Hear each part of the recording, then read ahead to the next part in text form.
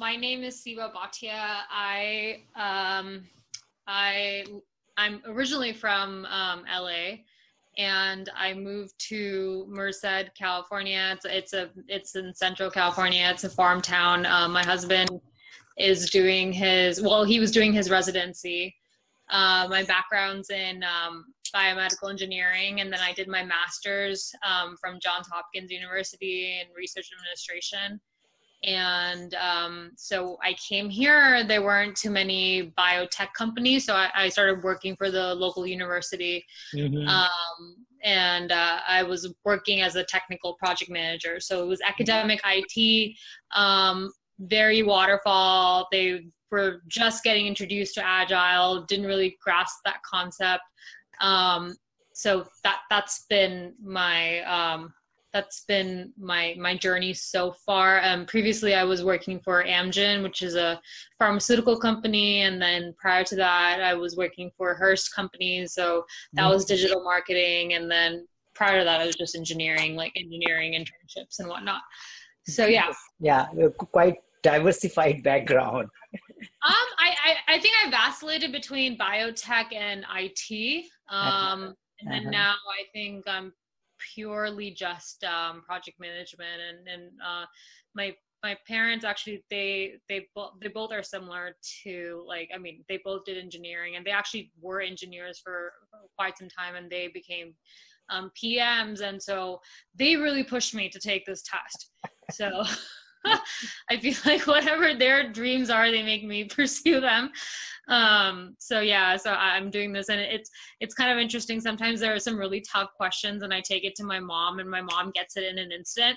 And I'm like, wow, either she's very intelligent or it's experience, but I'm trying my best here. Great. So I saw some of your questions, even I saw some of your replies and interaction over our YouTube. So we posted some of the question videos, and I saw you have been interacting and sharing your insights. So my feeling is you are doing great for the exam preparation, and you should not face any difficulty in the exam. But still, if you have some queries, we can definitely discuss and figure out how can I assist. Mm-hmm. Okay, let me see what I actually wrote down, because I had some notes. I've just been going through questions, and my husband's just focus on the questions and just do as many questions as you can. So that's what I've been doing. This is more of a general question. When I go, I've been taking a lot of tests. I've been taking the Crow exam, and then I took I've been taking I think it's Scordo, the PM training. I also took your exams. And which one is the most similar to the actual PMP? So it's difficult to answer that because their trend keeps changing. There was in between duration where we were getting quite lengthy questions, a lot of scenarios, and after that options were coming. But after some time, it started shrinking back. So now you got not so lengthy, not so short. And it's difficult to say it's look like this or that. In a simple way, you can think of that you will get questions which has some scenarios around. So you won't get direct question asking about what is going to be tool and technique for this particular process, or what is going to be input or output. You do get questions which are like, what do you do next? So you are somewhere, what do you do next? And the another type of question which frequently seen is, you are here, a scenario, and what should you do? And what kind of inputs or what kind of information can help you? So indirectly, it's an input question, but you may not see it from the text itself. So you can say all the practice tests helps you to be ready for the exam. And as soon as you start detecting even problems in the practice tests, it means you are doing great. So I saw your email talking about some exam and some interpretation of the questions which you feel are wrong. Great, so you are there. Because see, the test is prepared by professionals, and it's kind of validated based on the test taker's answer. So I push a question, and if I see the majority of good test takers who are doing good in some of the areas are choosing a particular option, the system will make that option as a final option. And the PMI keeps putting these kind of 20 questions, and based on the previously validated questions, they use some judgment and they take it forward. So it's difficult to follow a one person or one book thinking and believing this book thinking will match. It's very difficult. But in general, you can say that your thought process should be clear, and you should be able to identify what kind of a trap question is putting in. So there is always a trap which makes you think in a different way. And when you start visualizing those traps, you're good. Okay. Got it. Yeah, so I think that's what I was gauging as well, that it's somewhere in between. It's not too lengthy, but at the same time, it's not too straightforward. And so that's why I even bought the retest. So I'm going to be doing those as well, and just do as many questions as possible. So I think just some concepts that I wrote. So I read something, I said, I read in the PMBOK that a control account has 2 or more work packages, and then a work package is associated with a single control account. What does that exactly mean? I know. So if you read control account directly, it's always a confusing stuff. See, we have a big work item. Say you have a big work item like you need to manage travels in your project. So there's a big work breakdown structure that in this particular bigger work, say you want to develop a substation, and in a given substation you need to travel. So is a big WBS. Now inside the travel, you may have domestic travel, so which is like inside the same country. You may have international travels. Or you may have non-air travel, air travel, something like this. So this all becomes the subchild of the work packages, and finally you have activities around it. Now this structure has emerged. You may have a parallel accounting system, which is primarily meant for capturing the cost and doing the expense calculation and identifying which type of expense should fall in which type of head. When you are doing accounting. So say finally, when you make account statement of your company, you should know how much money went to domestic travel, how much money went to international travel, or how much money to travel by air, how much money went to travel by non-air, something like this. Now this may be these accounts might be used for non-project activities also. So you may have a general travel, somebody is taking travel, they book the travel ticket and they put a code that, okay, this is the code, book the expense under here. So such kind of codes are called control account. So they are usually associated with some external system, which is not in your project management system, but they need to be linked so that aggregation of cost and budget can happen. So many times, now it's not necessary that the way I spoke, you want to create a work package like that.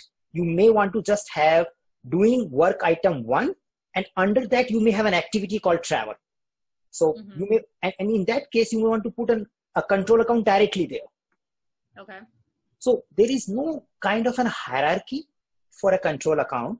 Control account may be same for multiple work packages, and it could be a vice versa also, because the purpose is different. They are not part of project management structure. They are more part of monitoring and controlling structure. Okay. Interesting. Yeah. I think that much should help you to figure out. Don't look for further hierarchical or other relationship. Okay. Okay. Thank you. Thank you for that. I'm actually going to look back on this and review it again when I'm a little bit more awake. Sorry, it's very early for me. Let's see.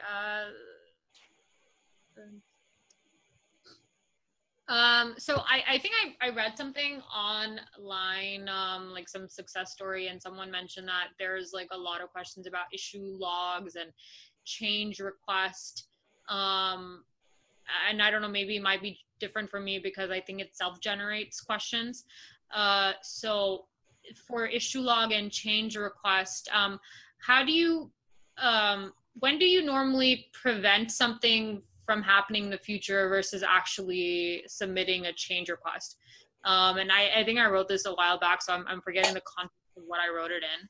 Corrective, preventive actions, when to take corrective action and when to take preventive actions? Yeah. when to take corrective actions or when to take preventive actions versus doing a change request. If this question doesn't make sense, we can skip it. But I think that's what I wrote down. Okay, Seeba, let me explain you a few things which can help you and probably you can think of your question also. So there will be many questions related to change request and the process is very simple. Don't jump to act on anything. So I usually teach this 3A formula. So whenever something is happening, first acknowledge it. Okay. If you say that, okay, some customer wants to change something drastically, what should you do next? So if you have an option which says, I acknowledge that customer wants to change something, some way, like I write a mail and explaining him that, okay, this is what you want to change. That's the best option.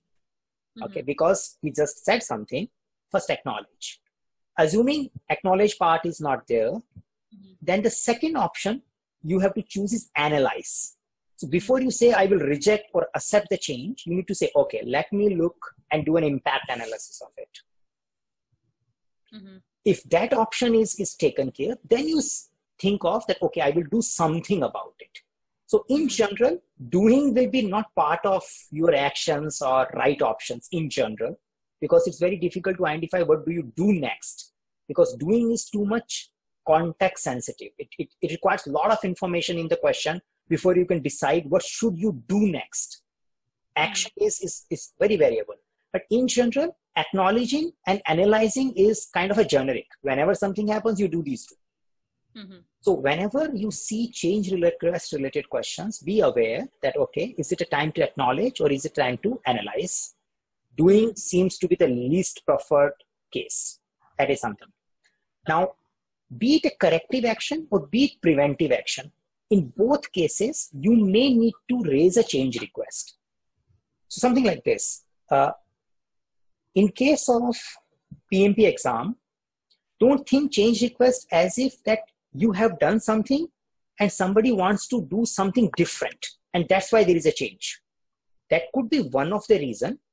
But if you have done something, but your way of doing was not right, and I want you to do differently next time, but since I have agreed with you before that you will do this way, I still need to do a change request and tell you that, okay, tomorrow onwards, do different way. And I am raising a change request so that you can change your people and way of doing, though the output may remain the same. So in this case, it could be a preventive action. So you were doing something, you were doing ABC step resulting into some output. And I analyzed that ABC steps produces some kind of defects in between. Then I will raise a change request, say, don't do ABC, do DEF and produce the same output because DEF tend to be better. Now in DEF, you may use different material than ABC.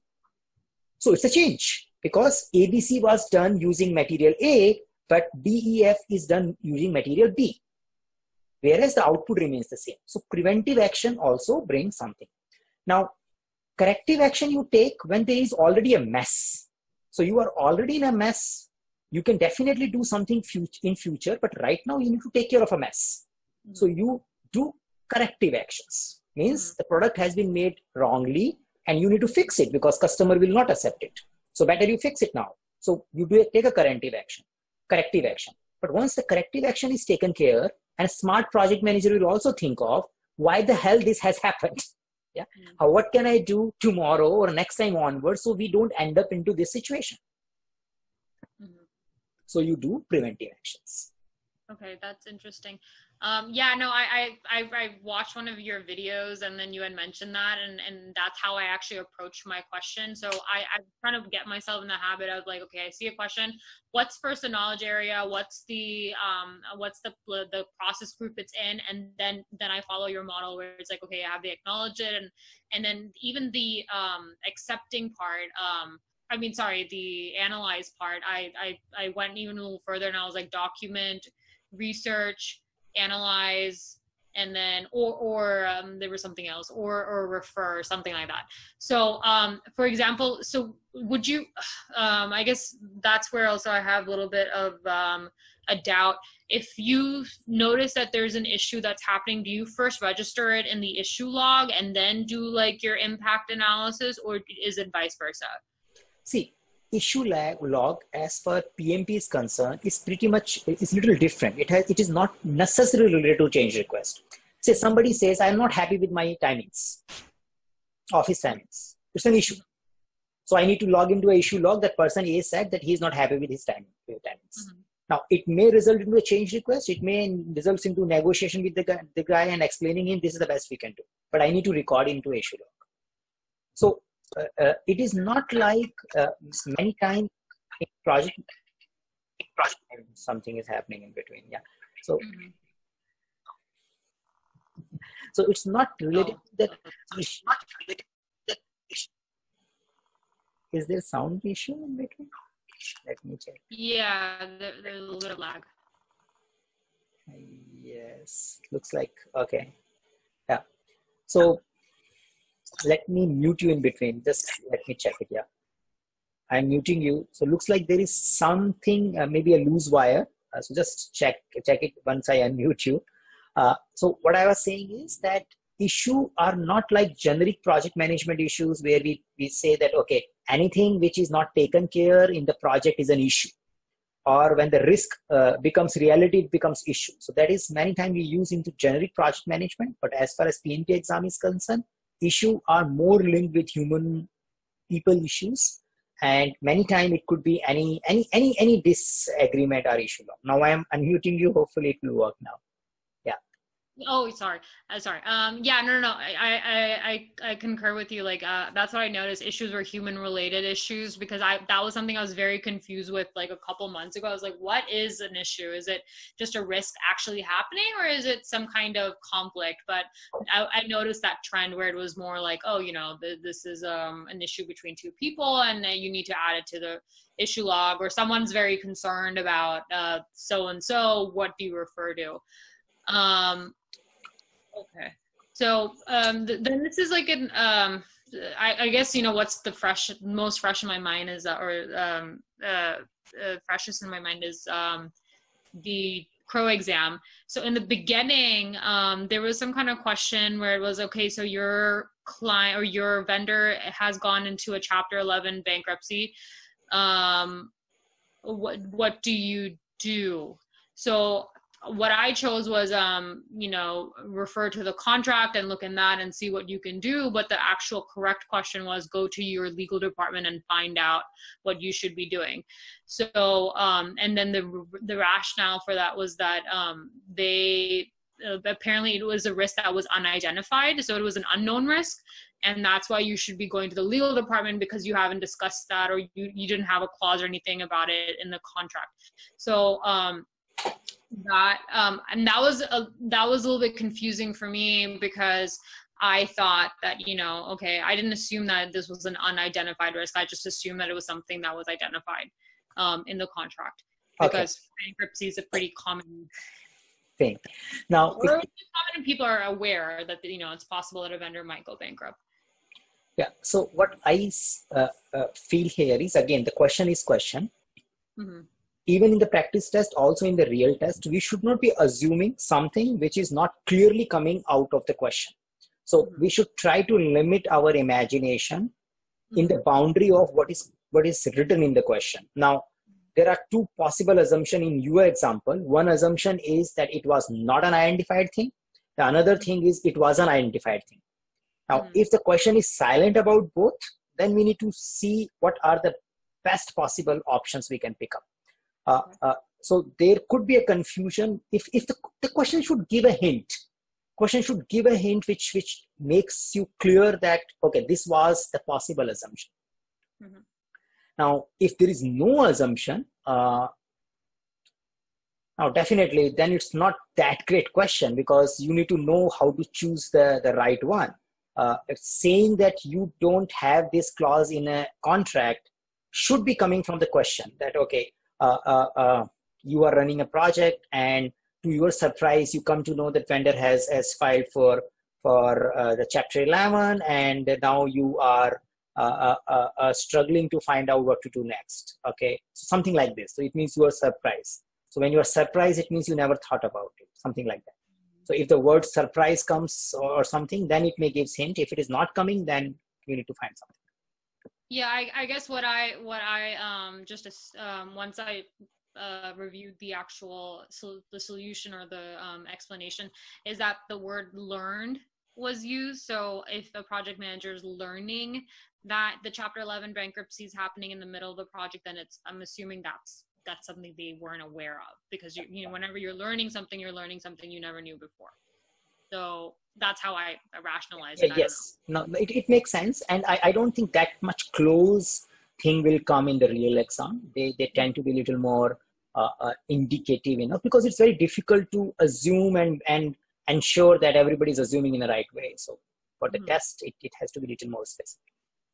Okay, got it. Mm-hmm. So I noticed this, there was one question where I ruled out, for example, it said, if you have any change, would you update the baseline or would you update the project plan? So under change request, you have the corrective, preventive, you have the updates, and then you have the defect repair. So I assume that you were, if you're making a change, you actually update the project management plan over the baseline, because you don't know if it's an update to a document. But the correct answer was baseline, and the way that I once again rationalized it is that, it's the word, it wasn't a PMP phrase, it was the word that the option was project plan instead of project management plan. So is project plan a legitimate word? I don't think that kind of trap will come where you just have to play with a project plan with a project management plan. Where that's a little too tricky, which is kind of testing how well you are reading rather than how well you are understanding. Yeah, but if I just look at the thing, see, it's not a good option to assume that whenever the change requests get approved, your baseline get updated. It will be too drastic thing to assume. In project management space, as you know, the baselining is something which is approved by the stakeholders. So no project manager can keep updating the baseline based on the approved change request. You may end up doing multiple change requests in a week or a month time, but in a project duration, your baseline may only get updated 3-4 times. And you may be updating 3-4 change requests every week. So you don't do that kind of drastic step each baselining, because baselining is a reference point where organization, stakeholders want to look at and refer and check variances against it. Now, when you have a major change request, stakeholder agree to do the rebaselining so that they can measure it with a revised sense of reference, they do that. But it's not wise to think that baselines are updated so casually. And I don't think you should be too much specific about project management plan or project plan and deciding your options based on that. Okay. So I think the other question that I had, so if you have a long-time vendor that you have a good relationship with, and all of a sudden they're actually not producing the same quality work, when do you penalize them versus have a meeting and then try to understand what's the obstacles they're going through, that they're not delivering the same high quality work? So I'm just trying to see, where is that fine point? True. I recall there were some questions in your exam. Yeah. So the idea is simple. It's a conflict management question in a way. So what kind of a conflict resolution technique you use where? So when you see the relations are important, you focus more on problem solving. You want to talk and work with the guy. When you find that relations are not important and I can find anybody else to do the same job, you may just act and you force them.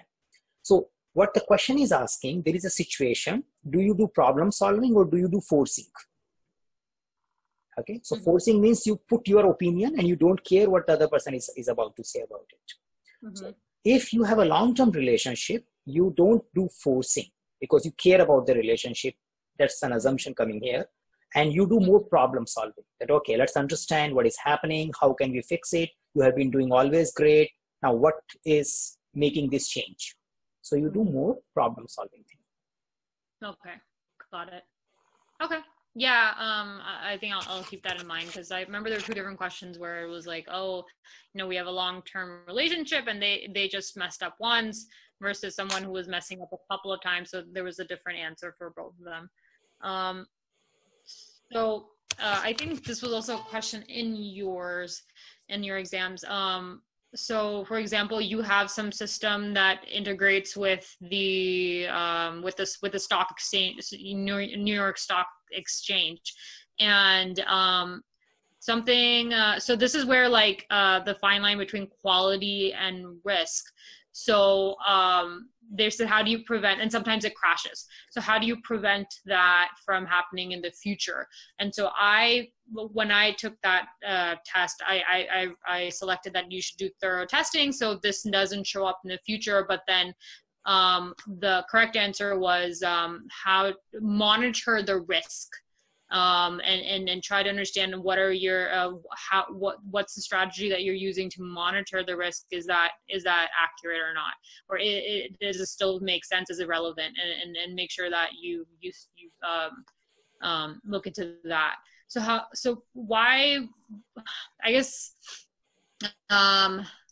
why wouldn't like should we just not assume that, like, and I guess the way that I came out of that or the way that I also once again rationalized it is that as a project manager you can just always assure that your product will be 100% risk free, will be of the highest quality, so you have to account for risk. I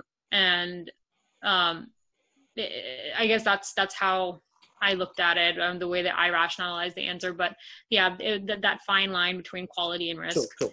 See, what I feel, again, we don't have the final question, and there could be some more keys to giving an indicator, and that is something we can discuss in a forum.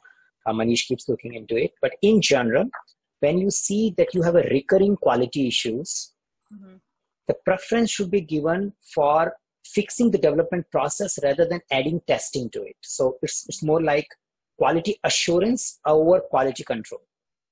So quality control doesn't, like, still there is a rework, because if you keep doing something, even if you do testing, more testing, but still it's quite late. So the idea is that we should have a proper analysis of failure points by way of, so as you spoke in the thread, it's a risk category, technical failures. So you think of the technical failures as a risk category, and you have a mitigation plan in place so that it doesn't happen later. So mitigation plans are more like improving quality assurance rather than quality control, so that there is a better quality product coming out. So that should be the approach. Now, options will decide what to pick based on what is going the closest. But I should be taking care of one of my risk category could be a technical risk or technical failures, and I should have a proper mitigation plan and quality plan to ensure that, so that it gets done. So if I have to sequence it, first the risk comes, then the quality planning comes, because the quality planning also needs to take in account all the possible risk, the cost of risk, because if the risk is very high, the quality has to be more stringent in that particular area. And then you go further. You can't just keep improving the quality without the impact, because there is a cost of quality. So if the failure cost is more than, so conformance and non-conformance cost. So if the non-conformance cost is too high, you put more money in conformance cost. Okay. Yeah, so I actually read somewhere that like managed quality has to do with the cost of conformance, and it doesn't have to do with cost of non-conformance. But what if you find something prior to giving it to the customer and it's a rework, which is cost of non-conformance? Is that that's usually done in control quality, right? It's not done in managed quality. Is that why they see, managed quality can also produce a change request. So there is now the perception is when you are doing managed quality, you are doing it along with your execution. So if something goes wrong, you can fix it while you are doing. So it's like while executing, you are fixing your quality process. But when you go into control, the perception is you have something in hand and you are checking it and saying, this is not good. Fix it. So you have a higher thing. So, but while you are doing, there is a possibility of some rework, and that is kind of taken in the form of change request. So the managed quality can also produce a change request, which is more like a change in the process of doing things. So Got it. technically speaking, there could be a possibility of some work needs to be done again. But in general, when we have a finished product and we want to discard it and create it again, that has been considered more like a rework for a language point of view. Okay. So is it safe to assume that when you say execution, that's when we do manage quality, when we're doing execution, we're focusing just on the process and not on the actual product itself? And then when it comes to control, we're focusing, okay, got it. And then quality assurance manage quality, same thing, yeah. Yeah, quality assurance has to do with manage quality, and then quality control is control quality. Okay, got it. Let's see what other questions I had. So when do we normally escalate to the sponsor? Because I know that's the least favorite answer. I think the few times that I noticed that we were escalating the sponsor is that, for example, we have a fixed price contract, and you know, this is actually, the work is going to constantly be changed, the scope's changing, and the vendor is from China, and they mentioned that they're not going to cover any costs, you know, or any kind of schedule overruns, and they're not going to tolerate that. And that's when you escalated that, you know, this is not feasible. Another instance I noticed was, I think something about like not fitting into the business, or like the business strategy. Yeah. So when do we normally escalate to a sponsor? And is escalating to the sponsor the same thing as escalating to your manager, for example, like a PMO director? Yeah, more or less same. So it's just like that. It's like this. So your sponsor could be your PMO director, could be your company senior executive. So we need to understand who is the sponsor. So sponsor is your local authority who is giving you power. And sponsor is getting power from the customer because customer said that do this work. So that's why the sponsor is initiating this activity. Now, when do you escalate? So you are expected to keep things in control, but at the same time, there could be a situation where you don't have anything which can be done under you because it's beyond project. So customers are beyond project, vendors are beyond project, organization environment is a beyond project, organization policy, government is beyond project, some change of price is you are beyond a project. So oil price change. So what do? Yeah. So all these things may need you to go to your boss, who is a sponsor. So your boss is a sponsor, not the customer. Yeah. So because your boss may decide, I will pay from my pocket, do it. Yeah. So don't bother the customer because your boss is the one who is the sponsor. Now, the only challenge is many times, because many of us work in a project environment where we do first thing, escalation. Whenever something goes wrong, we escalate. So that is why I keep reminding test takers, don't escalate so fast. Be in control, you know, always try to find out that, okay, can I do something myself before I run and escalate it? So that's the first thing. Now, if you have to escalate, you need to have some external reasons. Yeah. And you should understand that with all fair assessment, this is going beyond project management authority. Third, you should do sufficient impact analysis before you do that. So it's not like vendor said, no, okay, let's go to the sponsor. So if you have an option which says that, okay, I will analyze and I will figure it out, what are the alternatives? So even if you go to the sponsor, you go with your understanding and your alternatives. So take that approach and the sequence and then possibly. So you said organizational. What's an example of organizational? Say organizational thing is that they may decide that for next 2 months, people are expected to work only 4 days a week. Okay. And what do? Yeah, and your project has planned 5 days a week. Yeah. Okay. Yeah. So sorry for interrupting. Yeah. Like if you have an IT project and you need all around the clock employees, that's not going to work for your project. Something like that. Okay. Yeah. That makes sense.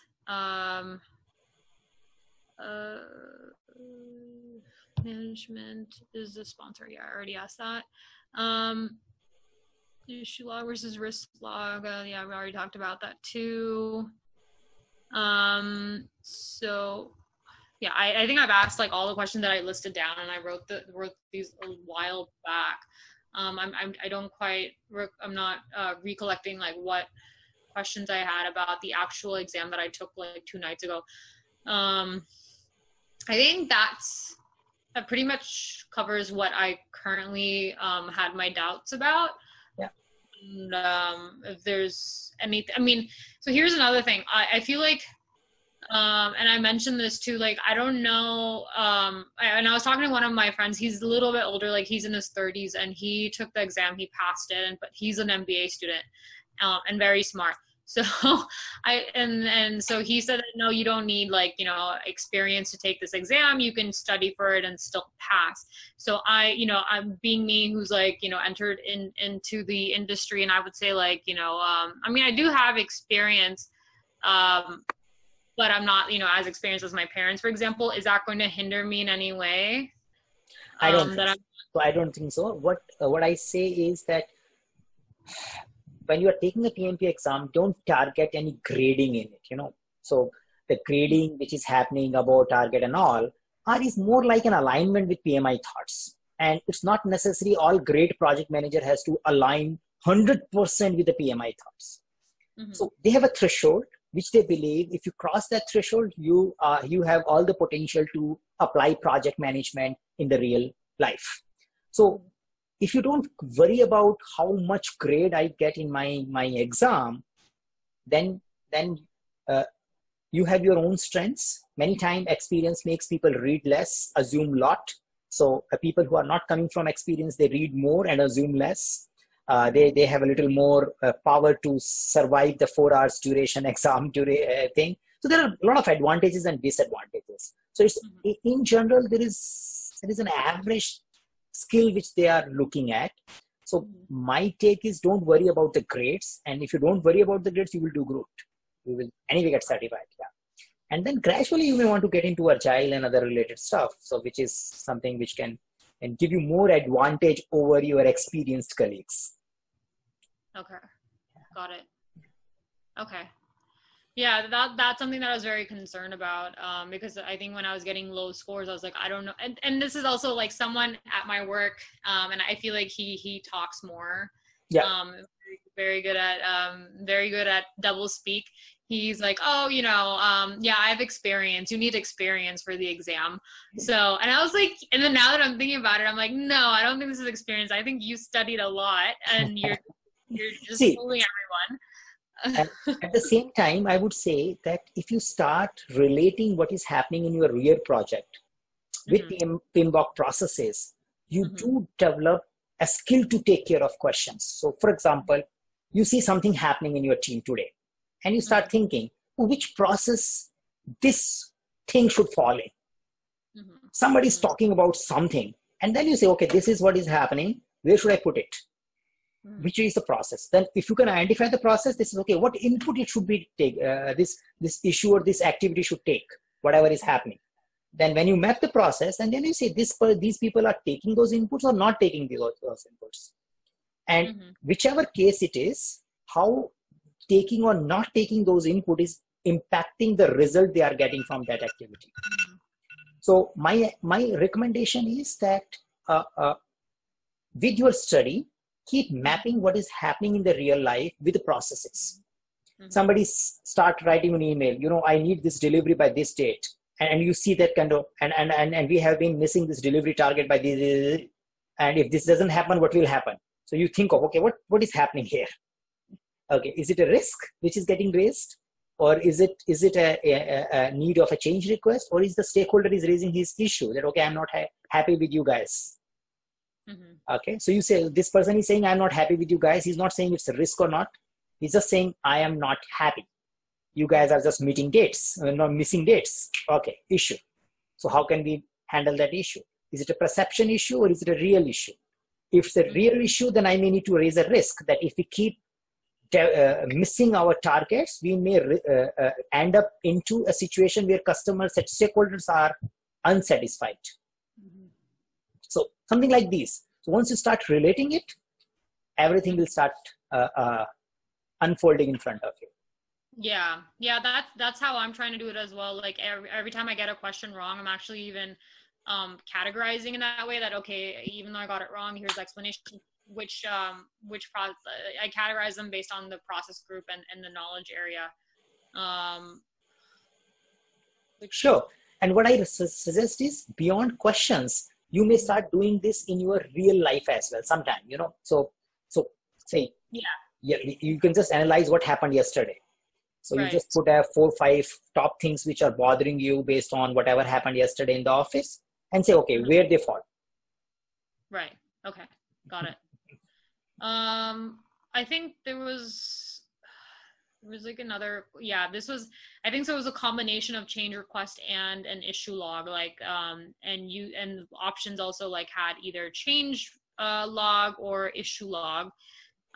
So for example, like Margaret was trying to collect all the data because for a change that someone's requesting, and the stakeholder, and then she wanted to, but then she doesn't recollect who is the stakeholder who had that issue. So what do you refer to? And the two options that this is what I normally do. I feel like I always narrow it down to the two options. And usually 80% of the time it's like the correct answer happens to be in those two options. And the two options was either do you refer to the change request in the RACI matrix, or do you refer to the issue log and the stakeholder register? And the correct answer was issue log and stakeholder register, but I chose change log. See, what is change log? Change log comes into existence when the change request comes in. Mm-hmm. And it takes care of the life cycle of the change. So anything, in a simple way, there was a change request A, it got accepted, it was raised by person A, it got accepted, rejected on this date. That's it. So this is the information which is there in the change log. It doesn't talk about who was needing what. Mm-hmm. So in this particular case, and issues are usually related to the human stakeholders and all. Somebody says, I'm not happy, I need this data. Okay. So there was an issue. Based on that, you may have raised a change request to collect that data. But there was an original issue which triggers that. Person was not saying that I need this particular data from your project. The person says, I'm not happy and I'm not getting this information, rather than I need this data. I'm not happy with your report. Mm-hmm. That's an issue. Now, you are not happy with my report. Then I go to you and says, what's problem with you? What is not? Then he says, this is missing, that is missing. Then you read a change request that if we can add A, B, C, we can satisfy this guy. Mm. Then you analyze that how much time and cost does it need to add A, B, C. You may accept or reject. So the unhappiness was an issue. When you analyzed it, you may want to just make him clear. He said, I need ABC. You can say, okay, you can get this information in this way. Why you want my report to look differently? You already have it. It could be an educational issue. So you educate the guy and guy feels satisfied. But when you realize that it's not an education issue, but it is something really missing, and let's see if we can generate that to make him happy. If he is worth enough to make him happy. If you believe he's not worth enough, you don't take it forward. Okay. So this is the path of issue to change. Got it. Okay. No, this is great. That's all that's coming to my head right now to ask you. I have my exam on September 19th. I'm really hoping I pass, so I don't want to take it again. Here's something else. Because the version is changing, and then my husband and I have different opinions about this. So when I took you have to take an SAT here when you're young, and you have to take it in high school. When I took it, prior to my main cohort or majority of my cohort taking it, I scored really well. And then I took it again because I was trying to get a higher score, and I took it in the spring, and I took it in the fall. And then I took it in the spring. It was not as high as when I took it in the fall. So similar situation here. Now that I'm going to this exam, I think a lot of people are going to be taking the PMP because the version is changing. I'm assuming that. Is it going to be, is the ranking, or, the way that they're going to rank it, is it going to be tougher, or are they going to be more lax? It's very difficult have an opinion about that? It's very difficult to predict. And in general, what I will say is that don't think of a rank. Passing the threshold is like bare minimum. If you have a sufficient understanding of project management, you pass the threshold. Okay. And beyond that, I recommend don't worry. Having said that, the new content structure, which is emerging from December onward, in my personal opinion, I have not seen that kind of drastic change in PMP exam since last 20 years. So it's like that I have been seeing PMP from 2004 onwards, and there were version change. It was kind of incremental change, more or less, little bit here. The same, you can see a RITA version 7 and you can see a RITA current version, you will find, 70-80% content is same, they just remain more or less same. But going forward, I can see that more human aspect is getting added, and it is getting into more execution stages, which are not that easy in my view to judge in the objective type question. Like, how do I judge somebody's emotional intelligence based on options I provide in a psychometric test? So it's a little more challenging. So don't confuse by dates and all. You anyway better should take before December, because there will be some uncertainty before the new way of evaluating gets settled down. Yeah. Okay. Okay. Yeah. That's how it should be. And there's no passing rate, right? It's no, like it's not 70% or something. So in general, if you are scoring good 70-80% in the practice test, which shows that you have sufficient understanding of project management based off your questions and interaction on YouTube, I can see you are just there. So don't think too much. Just ensure that you don't do mistakes in the hurry, and you do see the real uses of a given concept by way of linking it with the real execution. You will do good. Yeah. Okay. I think I have one more question, like one last question. So my data dump, I actually got into that concept. I was looking at some videos online, and I'm actually writing down my formulas, the knowledge areas, and the processes that helped me in a couple of questions, just referring to it. And then I'm also writing down like the basic EEFs and the OPAs. Is there anything else that I should possibly data dump? Where will you put this dump? Yeah, that's what, they give you 2 pieces of paper, right? Yeah. But when will you put this down? After starting your timer or before starting of your timer? I think starting the timer, because you're not allowed to use the paper. And I remember I went to that center once, and I was writing something down, and they come and they won't allow. Yeah, they won't allow. So now you need to choose the cost of doing it, because when you do it after starting the timer, you are taking time to write it and your timer is already started. So see how much dumping you need. I find different styles. There are individuals who don't find necessity of doing data dump. There are others who find something benefit coming out of it. Now, gradually, the trends are the formula questions, math questions, and all these things are in a declining trend. They are not that many. So you can keep monitoring the recent success stories and see if you really need to do data dump. If yes, then focus on what kind of sharings are coming from the recent test taker stories. And accordingly, you decide what probably you want to write before you start looking at the questions. Okay. But would you recommend a data dump, or you don't recommend What I say is that it's really a personal choice. For example, if I have to take exam, I don't do that, because it confuses me rather than this, because I just want to head on and do it the process. But there are few who feel, who find when they are done with 100 questions, their mind is so stressed. So if something is already written, they can just refer and answer it. Yeah. So in some formulas which you feel which are very tricky and you end up doing mistake when you are stressed, those kind of formulas you can put it, so that when you are calm, you can do it. Right.